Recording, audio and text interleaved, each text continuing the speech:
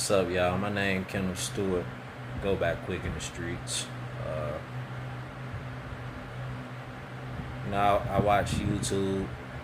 I'm subscribed to a couple dudes. Life of Corey will probably be my favorite.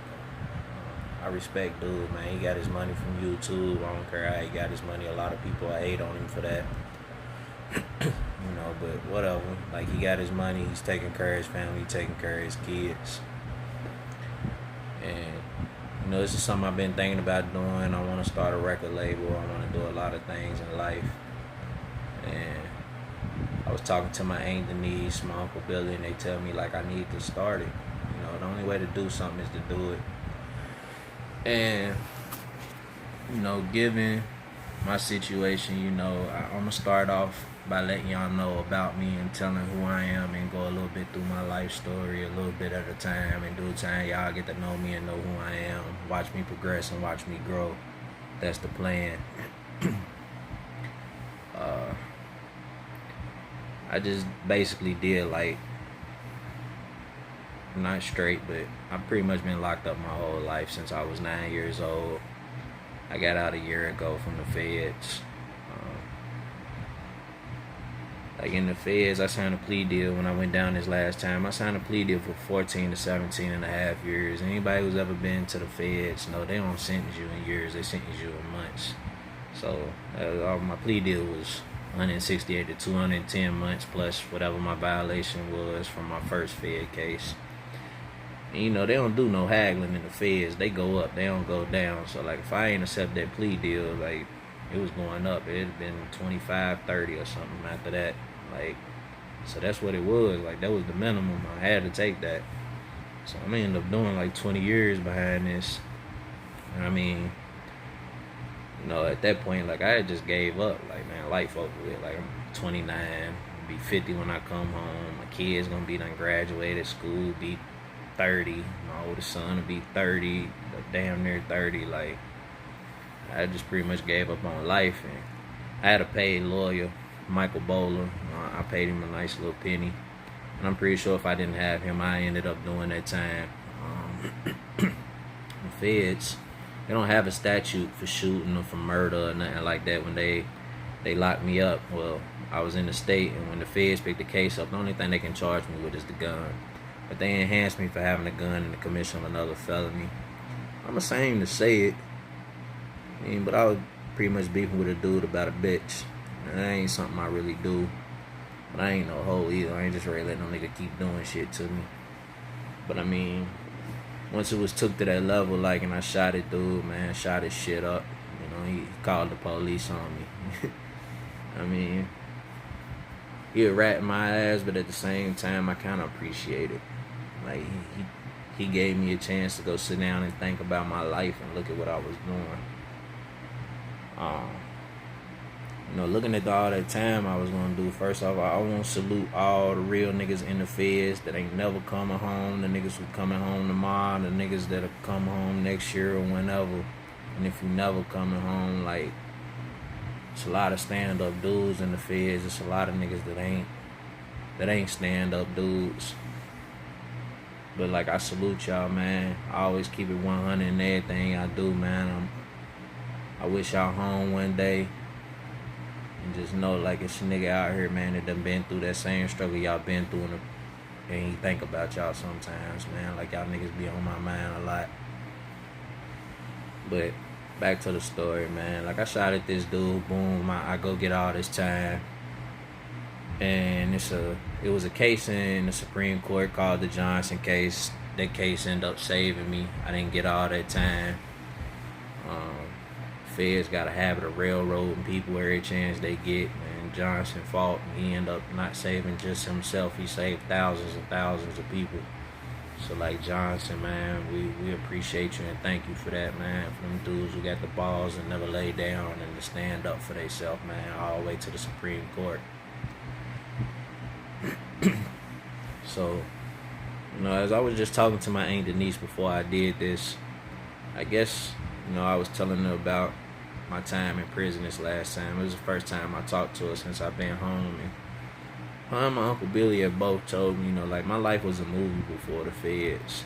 Cars, jewelry, guns, dope, women, typical shit. Like I ain't never been rich. I ain't never been no millionaire. Anybody who's really in the streets knows that, for every 10,000 dope boys on the corner on the street and running around selling dope, only one or two of them niggas make it out of the game unscathed, make it to millionaire status, can lay back, retire, and get fat, chubby, and move to Miami. That shit really a fictitious dream.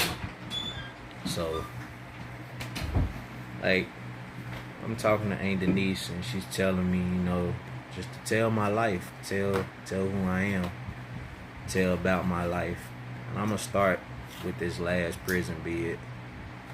And I guess like the one thing that really caught her eye, or really caught her ear, that really made her tell me to start doing this, and maybe I could help somebody else not go to prison, help somebody else be better, or help somebody, see life in the streets for what it really is me telling her that I almost died while I was in prison. I was in a race ride. The race ride started over a cigarette. In the feds, they don't smoke, so like the police be chewing and then they'll go spit it on the ground, somebody will pick it up, dry it out in the microwave or however the hell they do that shit and sell them and smoke them. I didn't smoke that shit. I refused to smoke somebody else's spit. But one of my homeboys, man, he got into it, man, whole race ride breakout. Fighting with two white boys at the time, man, and I ended up getting stabbed in the back 4 times. While I was fighting, I didn't even feel the stab wounds. In a race ride, just like everybody, it's pretty much everybody versus the blacks, because it's more blacks in prison than it is anybody. So like everybody just kind of gangs up on us when it's a race ride. So I get stabbed in the back 4 times. I don't know it. I get pushed in the cell with one of my homies. I'm looking out the door and he's like, "Bro, you get hit?" I'm like, "Get hit." I look back, whole back of my sweatsuit is red. I'm like, "Man, fuck that shit, I'm alright." And he lift my shirt up and look, and he's like, "Fuck no, you getting out of here." He hit the button, get the police to the cell. You out the cell, you saved my life for real, little did I know. I had a busted lung, had to go to the hospital for 5 days, get a tube in my chest. The doctor, when after they did all their blood work and stuff, and the doctor looked at me before he put the tube in my chest, and he told me, he said, "You either one of 3 things. You either high on some kind of drug, you got an extreme will to live, or you not human. You shouldn't have been conscious when you came through my hospital, my emergency room doors." And I'm like, what? Apparently I had lost that much blood. But I felt fine, but I was dying. And knowing that, after the situation, getting my back sewed up and stuff like that, man, looking at that, it does something to you, knowing that I almost died over a cigarette, some shit that I don't even care about. But I was put in a situation that I had to fight for somebody. Even if it was my homeboy or not, like if it had been somebody else I didn't even talk to because it was a race ride, I'm forced to fight in this situation. And that's the type of shit you go through in the joint, man. Like it's usually never you. Like you just gotta deal with a lot of dumb shit that you don't even care about. So I'm sitting in the hospital for 5 days with this tube in my chest, and I'm thinking about it like, damn. One of the stab wounds was damn near on my spine. I could have been paralyzed. I could have died. And that makes you think about a lot. It made me think about my kids. It made me think about my life, about what I was doing.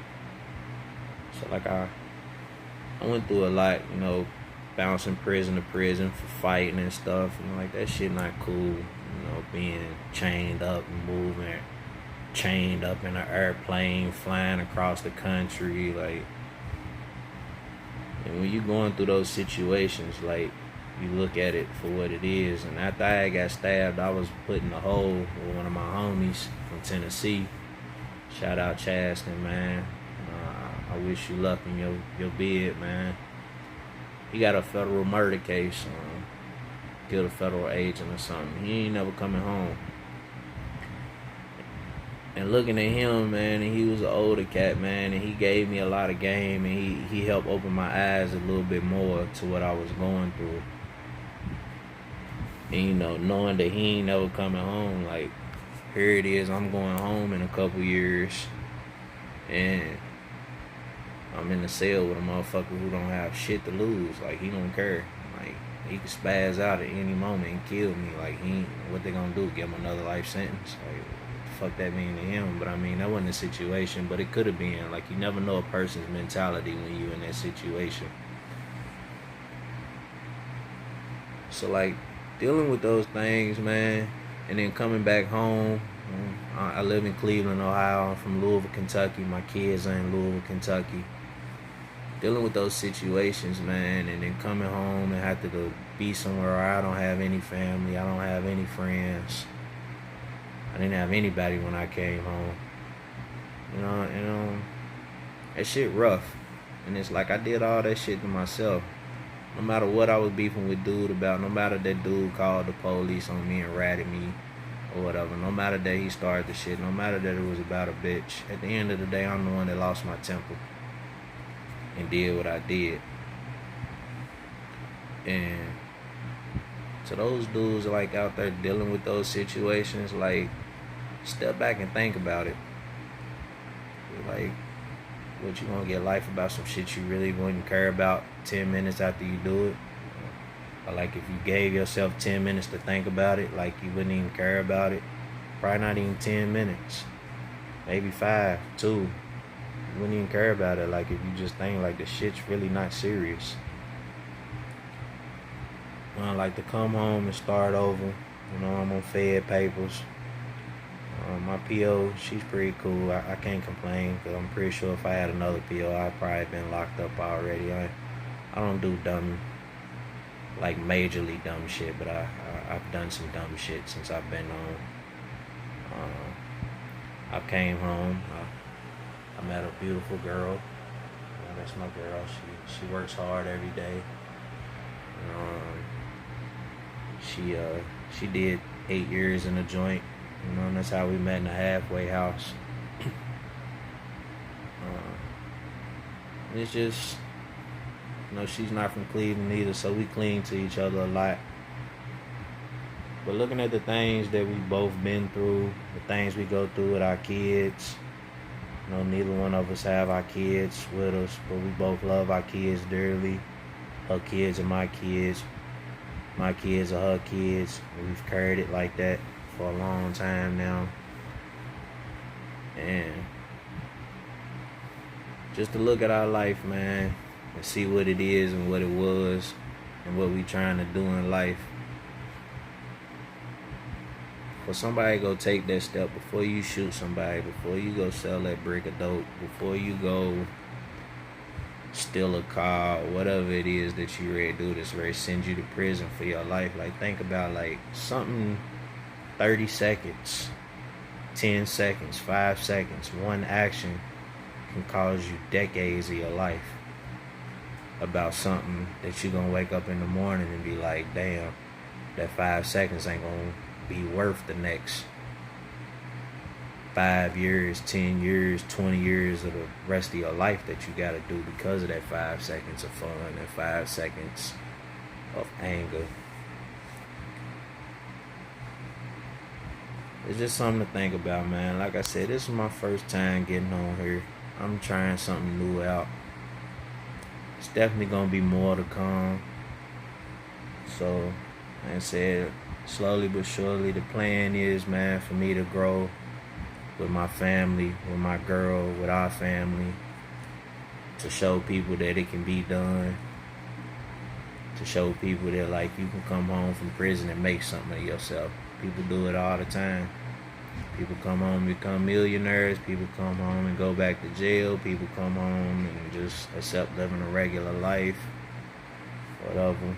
I mean, me and my girl, at the moment, we've accepted living a regular life, but we got bigger dreams and goals that we pushing towards. So that's the mission, man. Like I said, my name is Kendall Stewart. Go back quick in the streets. Hopefully I can get my record label going one day. I Trap Entertainment. Y'all see me somewhere on the stage. Me and my kids, man. That's who we doing it for. We doing it for our kids, man. So stay tuned for the next episode.